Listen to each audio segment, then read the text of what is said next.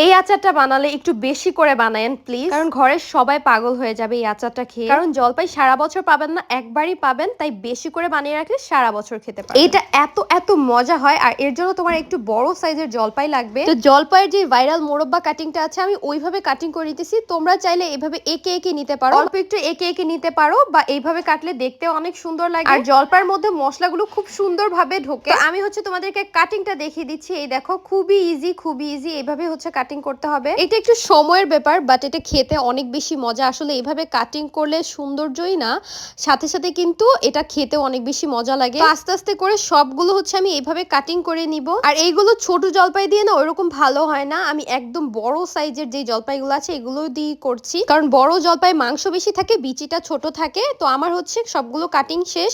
এরপর ভালো মতো ধুয়ে পানি ঝরিয়ে রাখতে হবে। এখানে আমি দিয়ে দিচ্ছি সরষের তেল, অনেকটা পরিমাণে সরষের তেল দিয়ে দিয়েছি। তো এরপর